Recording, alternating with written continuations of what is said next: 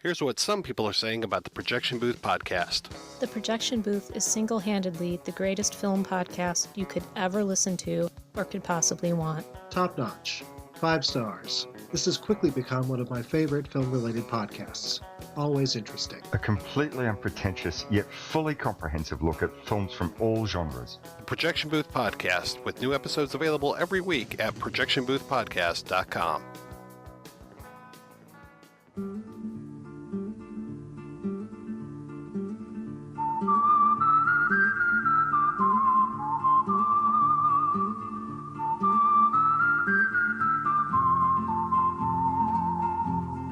You are listening to the In the Mouth of Dorkness podcast. Here are Brad, Brian, and Darren. Welcome to another edition of the It Modcast podcast. With me is Brian Young, the Turtle Dork. Happy Friday, everybody. Yep. And also joining me is Brad Gullickson, Mouth Dork. Hashtag blessed. And I'm your host, Darren Smith, the Disco Dork. And welcome to the It Modcast podcast. Fistful Friday. Yay! TGIFF. MFers. Hashtag I am Ingrid. Yeah. This Friday, in honor of Ingrid Goes West, the new Aubrey Plaza film. Also starring Elizabeth Olsen and O'Shea Jackson Jr. Yeah. Hashtag Tupac said there'd be days like this. Yes. We have a fistful of obsession.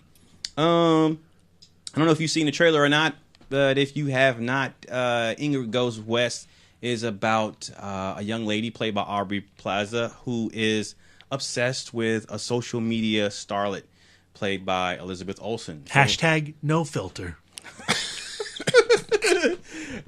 So we decided to do our fistful revolving around films or whatever that feature someone with an obsession. So Brian started off your number 5 in the fistful of obsession. So I'm going to go with my old faithful. You're going to come right out the gate with that one, huh? You're going to save it for number 1. Get it out the way. Thank you, Brad. You're welcome. Listeners, you got 10 guesses. You got one guess. Guess what he's going to say? Kill Bill. Bam. The bride and her obsession with killing Bill after he tried to kill her on her wedding day. She's just focused, just forward thinking, just one thing on the mind, one track mind. Get through the crazy 88s, get through everybody over in Ishii, get through everybody just to get to Bill. The next time we do an It Mod Film Club and you're selecting it, I think it really has to be Kill Bill. Maybe. Volumes 1 and 2. Yeah. I think we need to really do a deep dive of that film and your obsession with Kill Bill. Yeah. I mean, it's one of my favorite films of all time. That's a lot of pressure because I got to make sure I get all my points on why I love that film. Is it your favorite Tarantino film? Yeah, it's it's in my top 5 movies of all time. So it's my favorite. Yeah, it's my favorite Tarantino. Yeah. We did a It Mod spotlight on Bruce Lee not too long ago. I think at some point, as huge fans of Quentin Tarantino, we have to do an epic It Mod spotlight on Quentin Tarantino. And each episode will look at one of his films. You make an excellent point. That'd be to just break those films down. And that'd be a pretty good and long series, but I think it would just make for a very good conversation because it's Quentin Tarantino. So we're going to put that on the docket, put a button in that. All right, B, obviously you're number 5, Kill Bill. Okay. Yes. Mouth Dork, what's your number 5? My number 5 is not as obvious as Kill Bill. It's the character of Charlie, as played by Bruce McGill in John Landis's Into the Night. He is the brother of Michelle Pfeiffer, and he is obsessed with Elvis Presley. He is not in the film for much of the screen time, but when he is there, he makes an impact. Jeff Goldblum, the insomniac, is hanging out at the airport one night because he just cannot sleep. And he encounters a near kidnapping of Michelle Pfeiffer. And he, being the swell dude that he is, gets in the way, comes to her rescue, and his night just becomes more catastrophic as it goes along. And part of that catastrophe is meeting her brother, Charlie, at his apartment that is decked out like the Dork Cave, but instead of a myriad of pop culture icons like that Hateful Eight poster over there, or the Frank Frazetta Death Dealer beer stein, or the Right Hand of Doom piggy bank that you can see over there. It's all Elvis themed. And I relate to Charlie. But what I love about it is when he comes into that apartment and he is dressed like Vegas era Elvis, he looks absolutely ridiculous. This apartment that he is living in is totally absurd. But he is so pissed off at his sister for dragging him into one of her routine schemes, as he sees it. Yeah. And the juxtaposition of his rage and his outfit and his apartment just heightens the absurdity of this moment. And it is a highlight that kind of stands out from the rest of the narrative of Into the Night, but just accentuates the oddity of this movie. I love this scene. It's only like 5-10 minutes of the movie's running time, but it's one of my favorite moments as well. Good pick. My number 5 is the 1986 film starring Rutger Hauer and C. Thomas Hall, The Hitcher. Rutger Hauer plays a murderous hitchhiker. And he ends up becoming obsessed with C. Thomas Howell's character, and what was his girlfriend's name? Played by Jennifer Jason Leigh, Nash. And it's a really, I don't want to say it's really good. I just remember it just was a staple of my house in HBO back in the days, like in the late 80s. Because it came out in 86 theatrically, but I saw it and caught it on video and subsequently on HBO like over and over again. And I just remember that scene where Rutger Hauer has Jennifer Jason Leigh chained up between two tractor trailers. Kuma, talking to my dog. He has her chained up between two tractor trailers and he pulls her apart. Spoilers. I enjoyed that film as a kid. There was a remake with Sean Bean, I think, in 2007, I think. And is that Platinum Dunes? Yikes. Yeah, but check out the original. It's a really good and really gnarly 80s thriller. And C. Thomas Howell, Soul Man. Can't go wrong. Soul Man. God damn that movie. Oh, I just thought, wow. Talking about Itmod Film Club possibilities. Soul Man. Man, so... Yikes. If you don't know what Soul Man is, IMDb that. YouTube the trailer for that shit. Oh, wow. So my number 5, The Hitcher, the obsessed hitchhiker played by Rutger Hauer. I love Rutger Hauer. Brian, your number 4. So my number 4, I'm going to go back to the 90s, and this is kind of a guilty pleasure pick. A film I remember. This would be Martin Lawrence, A Thin Line Between Love and Hate. Oh, shit. Lynn Whitfield. Yeah. I remember seeing this in the theater, and she is kind of scary in this movie. Because she's nuts. She's nuts. And yeah, you could say that she's obsessed with Martin Lawrence. Now, this was actually written and directed by Martin Lawrence as well. Really? Yeah. And I don't know how well this film holds up. I've seen it a few times, but I haven't seen it in recent memory. But I don't know. I just remember, let's see, I have it up here on IMDb. Martin Lawrence played Darnell Wright. And I think he was like a club owner. And he was kind of like this player type of guy that would just go out and, try to go out and bed women a lot. And he just came across the wrong woman. And she ends up getting obsessed with him. And the lengths that she goes to try to be with him, and it's a wild movie. It's a wild film. So you talk about obsession. Lynn Whitfield is definitely up there with obsessions. All right, Mouth Dork, your number 4. So in comic books, I think when you're talking about obsession, the character that pops into mind first is a character that we talk about a lot on this podcast, and that's Batman. Yes. And the obsession that is born after his parents are murdered, the obsession towards justice and overcoming his own vengeance. Mm-hmm. But I don't want to talk about that. I want to talk about the guy who is basically Batman, has that same thirst for justice, but takes it maybe to the next level, to that very 80s level of insanity in obsession, and that is Rorschach from Watchmen, who is pretty much the Dark Knight of that miniseries. And I love Jackie Earle Haley's portrayal of that character in Zack Snyder's film. Yeah.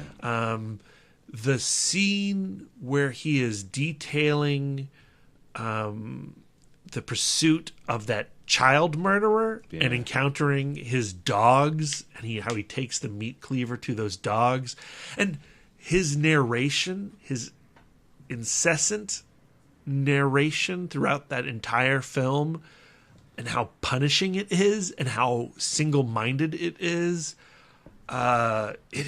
absolutely gross and horrific, and how his need for the truth to be out there overcomes the well-being of himself, his friends, and the world at large in the final moments of that film's revelation, where even though I think Rorschach's out there right now, they're coming for him. The end is now. Run, man. Get those beans. How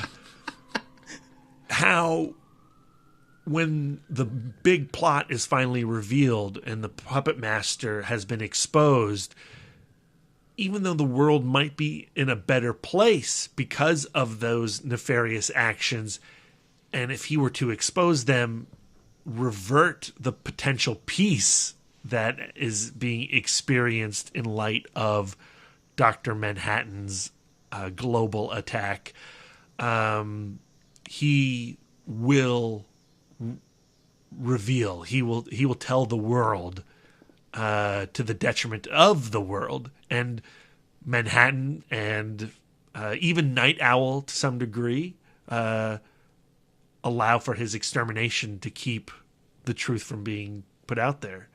Because he wants the people to have choice. He wants the people to know what is orchestrating them, what is manipulating them to the very end. There is a similar plot line, and in my Weekend Dork, I just talked about catching up on season 3. There's a similar plot line in one of the episodes. I think it's either the 4th or the 5th episode of Voltron, where there's that ethical conflict of, we can do this one thing for these people, for the greater good of the people, but at the risk of, them being oblivious to something that's bad that's happening to them. Like, do we tell them the truth? Do they have the right to know the truth that would ultimately make things worse? So, like, that kind of plot line has been explored before in pop culture. The needs of the many outweigh the needs of the few, to quote Star Trek. Yeah. But in Watchmen, I feel like it takes it to the logical extreme. Yeah. Where, reading Jonathan Hickman's run on Avengers, which we just talked briefly about in my Weekend Dork, of, Black Panther and Namor and Captain America and Reed Richards getting together and saying, like, we have to destroy these other universes to keep our universe intact. Yeah. And in this reality, Captain America is the one who says, look, that's not ethical. We can't do that. We have to find another way. Well, in Watchmen, under the hands of Alan Moore and Dave Gibbons, Rorschach says the same thing, and Night Owl stands by while Dr. Manhattan obliterates him in a cloud of blood smoke. Yeah. And Night Owl is going to have to live the rest of his days knowing that had to happen. Yeah. or at least that's how he deemed it. Yeah. Who was right in that situation? I don't know. I'd like, in Watchmen Part 2, is the world still at peace because of the actions of, oh my God, what's the guy's name? Ozymandias. Woo! Yeah. Well, doesn't the end of the film hint that what Rorschach wanted still gets out? Though? Yeah, because his journal. Yeah. Oh, that pesky journal. Yeah. Oh boy, and the free press. Yeah. Got to suppress that shit. Yeah. But Obsession. All right. My number 4 is a documentary that came out maybe 2 years ago, 2015. Finders Keepers. Damn, that's a spotlighting perfect the pick. late great Shannon Wisnett, who we had an opportunity to interview for the podcast. And if you don't know, it's a documentary about a man who, at an auction, he won a grill, a smoker, and he took the smoker home, opened it up, and found a severed human foot inside. And the documentary chronicles this finding and the gentleman who the foot belongs to, and his quest to get what he believes his his rightful property back. And it looks at the lives of these two gentlemen prior to this particular incident. And in particular, Shannon Wisnett was he became obsessed with this foot and using it to gain recognition, fame, and stardom. But because he, prior to even finding that foot, had an obsession with being on TV and being famous. He wanted to be known. And that drive that he had, that obsession he had, only fueled his imagination, his ideas, and his goals once he came into possession of this foot and gained notoriety from it.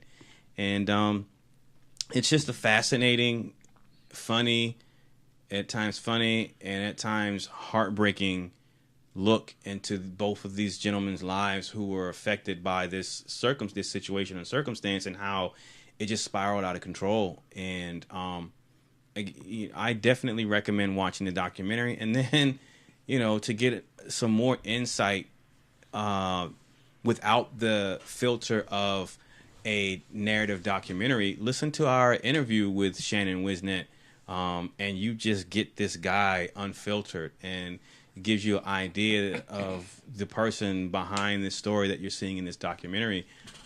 Just a fascinating individual, and but an obsession nonetheless with stardom. And so that's my number 4. Brian, you're number 3. So my number 3. I put up 2 fingers just now. Sorry. Okay. So my number 3, to quote the main character, in order to stop him, I must become him. Yeah, did you just drop a fucking face off on the podcast? Yeah, B. Face off, yes. That's my number 3. How did I not think of this one? Dude, give me a high five. All right. This dude came to record today with no fistful prepared, and he drops this clutch. He comes in clutch with face off. So the obsession, John Travolta plays Sean Archer. So obvious. Fuck. And he is, because Castor Troy was trying to kill him, but unfortunately killed his son. Whoops. Sean Archer now has this obsession that and by any means he will get Castor Troy, even if it means he must become him. Through this preposterous surgery, but still it's a lot of fun to see. To see John Travolta and Nicolas Cage play these characters, and then to see them switch roles and just have so much fun, especially for the character of Castor Troy. Oh man. To see John Travolta go from Sean Archer, really this broken down man who lost his son, and then when they go through this surgery, to see him have so much fun playing Castor Troy in the second half of this film, and also for Nicolas Cage. I mean, that's the great thing I love about this movie. I don't know if this movie has aged well for a lot of people, but this was one of my favorite films in the 90s. Same. Have you watched it recently? No, I've been wanting to. Dude, I watched it recently only because Lisa put me onto this podcast called How Did This Get Made? Oh, yeah. You have to listen to the Face Off episode when they talk. Dude, listen to that episode first and then rewatch Face Off. It is amazing. It is so friggin' hilarious. Okay. It's great. And that's why I ended up rewatching it recently, because Okay. I listened to that podcast because Lisa was like, yo, you like Jason Mantzoukas? He's on this podcast called How Did This Get Made? Okay. So basically what they do is they'll take a movie like Face Off or Sleepaway Camp, and they'll break down the movie and go, yo, who greenlit this movie? There's this, that. And the cool part is, like, Jason Mantzoukas, at least him, not saying that everyone else doesn't, but for him, he's like the Brad. He'll say, okay. this movie is nuts, but it's Yeah. friggin' amazing. Yeah. And so, like, he always is like the person who can find like the positive in it, and you know the nuts of the concept, but still Yeah. be the one to big up and champion it. But when they break down Face Off, dude, that shit will have you dying. I mean, they go into talking about, like, okay, can someone explain to me the science behind removing a face? And then they try to hypothesize about, like, how it just works or how they just brush over it. Dude, it's amazing. But the movie makes it work, and that's that's what they say. And that's the whole purpose of a movie. You Yeah. have to buy into this world. You have to believe into what they're selling you, and the movie makes this preposterous surgery of switching, like, to change the love handles and your body structure. They talk about that. Like, they talk about how, okay, when he goes home and he's sleeping with his wife, how did the wife not notice that something wrong with your dick? Your dick is different. Dude, you gotta listen to that episode. I'm gonna send you the link to that. But ultimately, is it just a face off or is it a whole body off? See, that's the thing. They alter your body, and they explain that in the movie, and you just got to go with it. I went with it. I mean, look, this was 97. Yeah. I was 19, 20 years old. Yeah. It's a John Woo film. John Woo got me into loving films, Yeah. so I was excited for this movie, and just to see John Travolta and Nicolas Cage play these characters. Listen to that and then go on HBO. It's on HBO now, I think, because that's where I rewatched it, and rewatch Face Off. I have it on Blu-ray. Dude, rewatch. I have it on digital copy too. I have it on my phone. Rewatch it. You should also listen to the latest episode of How Did This Get Made on Hard Ticket to Hawaii. Oh shit, I haven't heard that one. I listened to Running Man. I listened to it this morning. Oh, It's wow. awesome. I have to check that out. You'll die laughing. Here's the thing: Face Off, the teaser trailer. Probably one of the greatest trailers of all time. Awesome. I don't mean that in a facetious way. Yeah. I'm not being patronizing. For how it relates to the concept of that movie, it is freaking amazing. It is a badass, simple in concept, but dope ass trailer. I love this movie. So that's an obsession. All right, B. As of right now, that's the MVP pick of the night. Good job, Brad. Your number 3. For my number 3, I'm going back to 1957 to David Lean's The Bridge on the River Kwai. Yeah. Alec Guinness's Colonel Nicholson. He is trying to survive the prisoner of war camp that is being run by Colonel Sato. And he's not only is he trying to survive, he's trying to get his men to survive. And Sato is having them build this bridge, and Guinness throws his entire being into constructing this monstrosity that will bring doom to the Allies, but he loses himself in the pride of building the bridge on the River Kwai.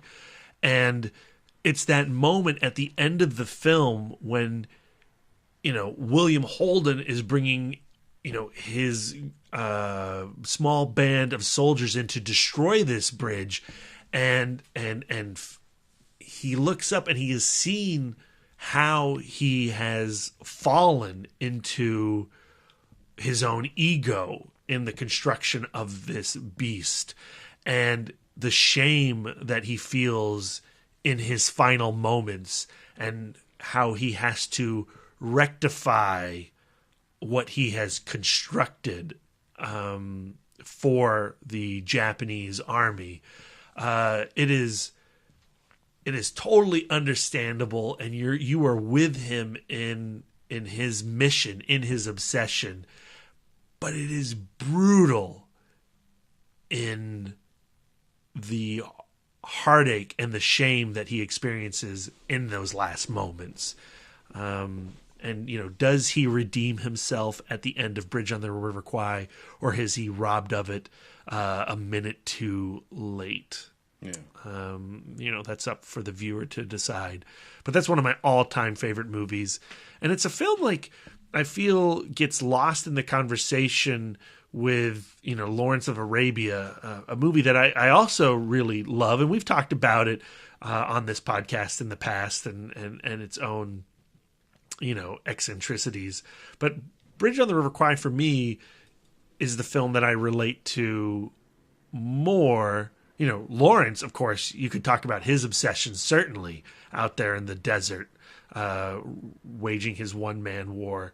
But the different angles, or at least the dual points of view between William Holden and Alec Guinness, and how, they're both fighting for the same cause, their own lives, their men's lives, the soldiers' lives, and how one man gets lost in it. That story, the tragedy of it and the heroism of it really gets me. One of my all-time favorite movies. All right. Good pick. Great pick, actually. My number three pick beat out my number three. I was going to put The Wolf of Wall Street, Jordan Belfort. Oh, that's a good one. But this film beat it out at the last second. And it is, and I'm not joking, I'm not trying to be, I seriously mean this.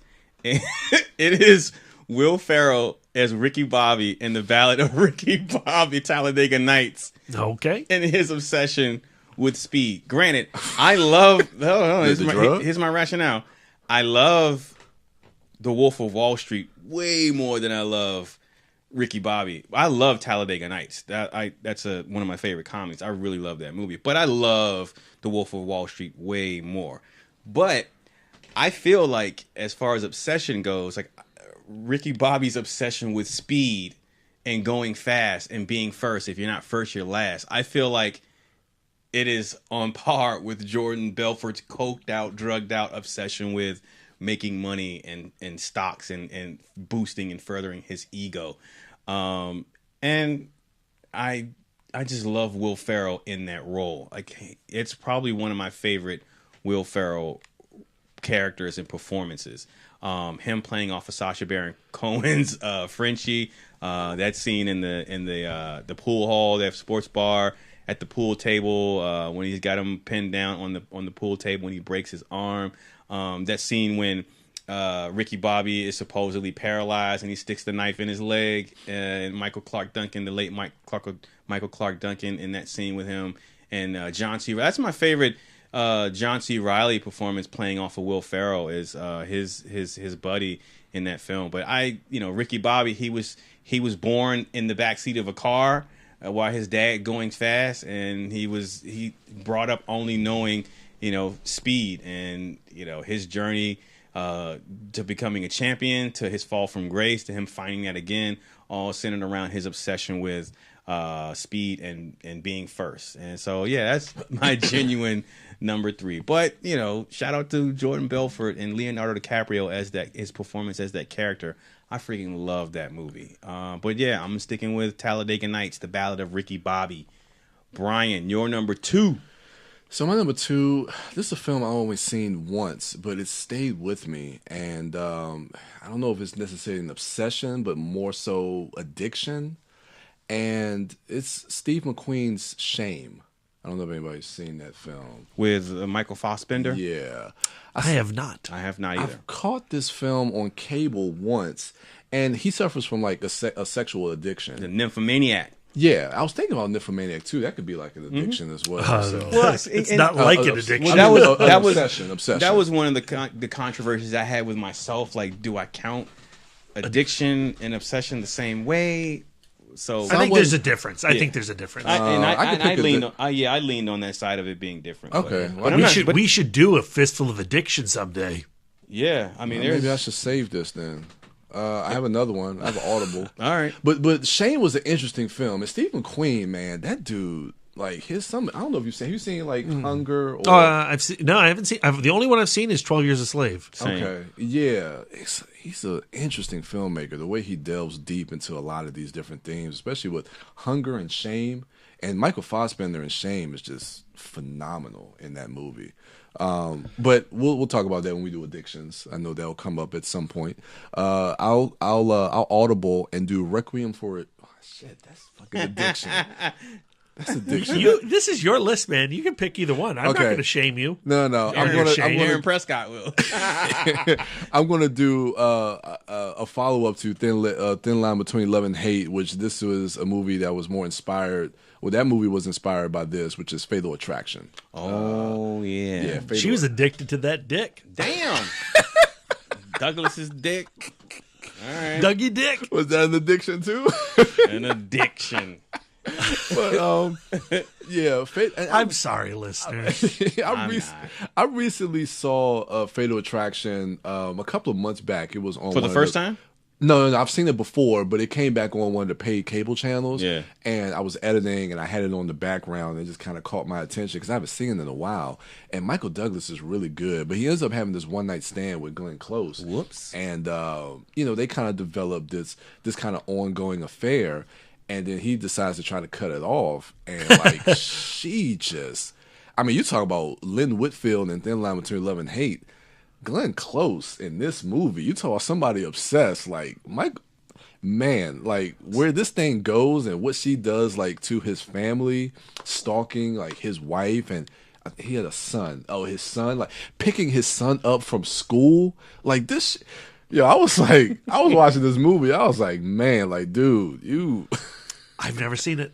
You never seen Fatal Attraction? Nope. Man, yeah, it's a scary film to watch, but they use one of those tropes that we see all the time when you think the person is dead and then they pop back up. I've seen that scene. Yeah. So like these are one of the tropes that I think Fatal Attraction was kind of one of those films that I don't want to say started it, but it was in the beginning of stages of. I think they just picked it up from Friday the 13th. They're like, Jason can do it, so could Glenn Close. I guess probably, but yeah, Glenn Close was terrifying in that film. But yeah, so yeah, that was an obsession that I would have people steer clear of. All right, Brad, your number 2. My number 2 is Robert Graysmith, as played by Jake Gyllenhaal in David Fincher's Zodiac film. Yes, that was one of them. Of them. Okay. We did an entire homework episode with the Disco Dork over here on that episode. Yeah. I would highly encourage you go back and listen to that for more thorough detail. Please. But I love how the film is really a trilogy of obsessions. You have Robert Downey Jr., who's the first to pick up the torch of who is the Zodiac Killer, and that obsession destroys him, or his inability to answer that question destroys him. Then you have Mark Ruffalo as Dave Toschi, the police investigator, fail to answer that question, and it's this cartoonist, this Boy Scout, this father who sacrifices everything to answer that question, and maybe he does, maybe he doesn't. But what David Fincher does in Zodiac is show how obsession is necessary, or can be necessary, to answer the big questions in life. And is the Zodiac Killer a big question in life? But for Graysmith, it was. Mm-hmm. And it was his entire life. And for him, it meant that it was more important than maintaining a relationship with his wife. It was more important than maintaining a relationship with his children. It was more important than maintaining his relationship with anybody, friends or family. And was it worth it? I don't know. But it made a damn good movie. Yeah. All right. Good pick. My number 2 is a film that we talk about and champion on the podcast quite a bit, but for good reason, and that is I Saw the Devil. And sorry, Brian. It's a revenge flick, a Korean revenge flick. So, some harshness is par for the course there. You can go Old Boy, Brian. You can still do that. Yeah, you can do Old Boy. That's my movie, man. I got it pulled up right here. Sorry. But it can still be on your list. It will be. But yeah, it's an amazing film. Expertly shot, expertly written, expertly acted. It's not an easy film, and I don't just mean because of the violence, but I mean because of the moral conflict and the questions that it poses for the lead character, and wanting justice, and then that turning into wanting revenge, and how far one goes to attain that revenge, but at what cost. Sort of just similar to what you were talking about, Jake Gyllenhaal's character in Zodiac. At that obsession, and at what expense to the people around you, to yourself, your character, who you become as a person. Do you move further away from being a person into a monster, to the thing that you were obsessing over? And it does it like unflinchingly, and it's a rough and brutal film, violence wise. But I think that that violence perfectly encapsulates the change in this man, and what he becomes, and at what cost. And so it's again, we talk about it a lot. It's on my list. It's on Brian's list for good reason. It's just a phenomenal film. Not even just a phenomenal revenge film, but rightfully placed alongside, the Vengeance trilogy of Park Chan-wook. Thank you for my water. It belongs in the same conversation as your Sympathy for Mr. Vengeance, Old Boy, and Lady Vengeance.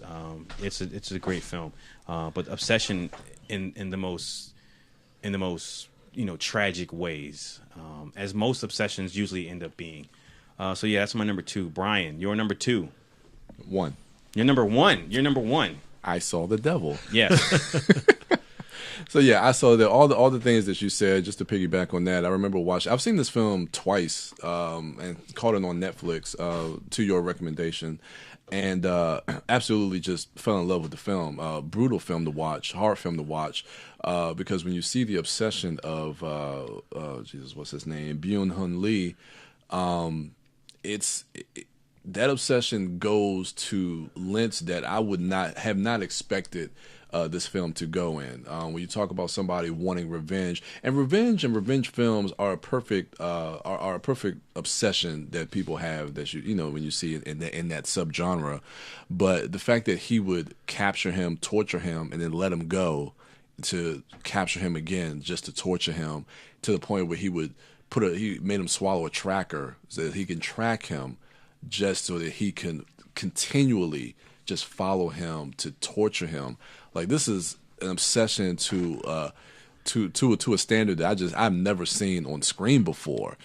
And I mean, it's powerfully done, brutally done.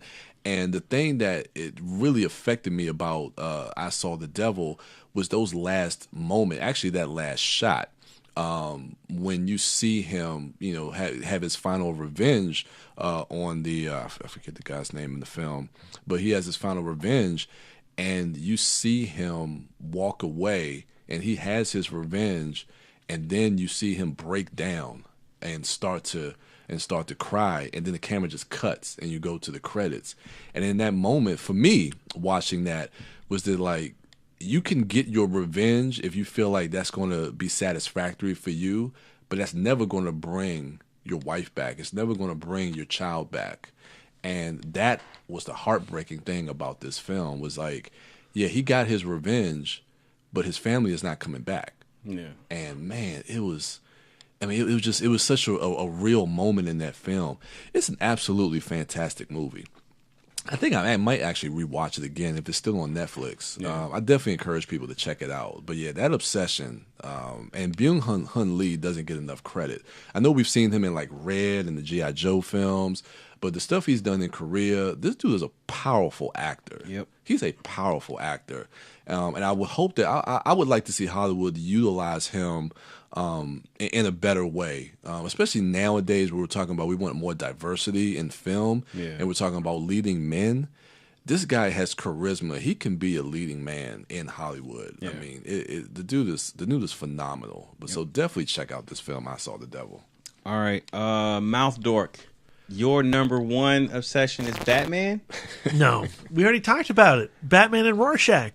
But you said Rorschach, but the Batman was the other choice where I was like, oh, it's going to be Zodiac on this list somewhere, and Batman has to be on this list somewhere. No, I cheated. I mentioned Batman. He is not my number one. Like I said, I'm shocked. My number one is Khan in Star Trek II: The Wrath of Khan. That makes sense. Continuing the theme of revenge. What I love about Star Trek II is it's the villain's revenge story. Captain Kirk, he's just hanging out, being an admiral, looking after all these new recruits. Not a care in the world. He's completely forgotten that many years ago he abandoned this dude on this planet.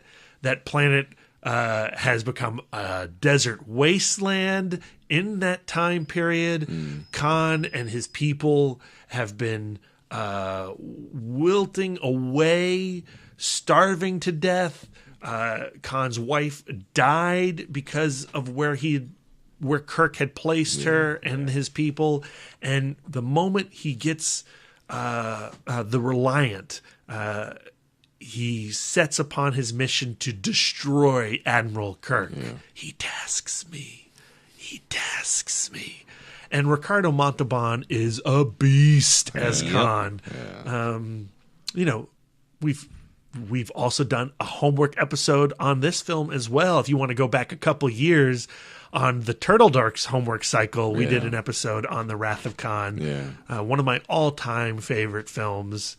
I believe it is currently ranked as number 6 in my top 10. I had a great time watching it too. We got an Alamo screening of that coming up, right? An anniversary screening? Yeah, it's 1982 was it was in one of the infamous Summer of '82 movies, along with E.T. and The Thing and Conan the Barbarian. 35 years now. Fathom Events is also going to be doing a screening in September, where Shatner's going to be doing some Q&A before that, live streamed in. Okay. So, anytime Wrath of Khan plays on the big screen, I am there. Yeah. All right. Of course, it's Wrath of Khan. Duh. All right. My number one, similar to, I guess there's a revenge aspect of it, but I guess more in line with your number one, Brian, I Saw the Devil, is Leonard, played by Guy Pearce in Memento. Okay, I thought you were going to say Leonard Six. That's, as played by Bill Cosby. Quellish.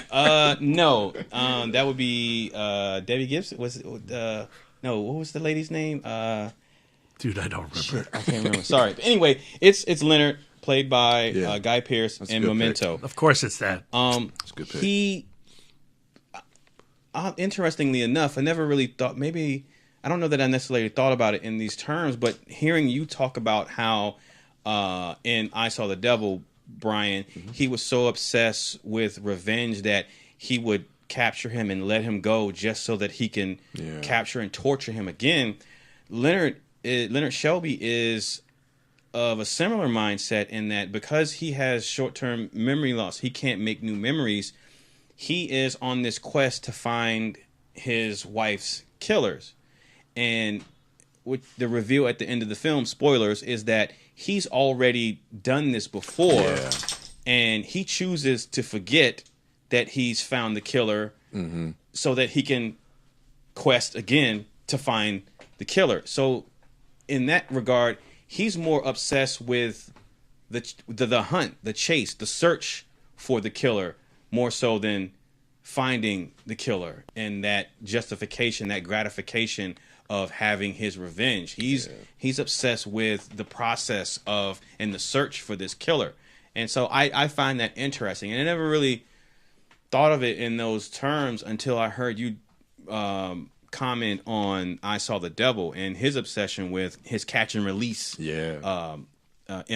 And so, but we just talked about Christopher Nolan's Dunkirk in our most recent Week in Dork.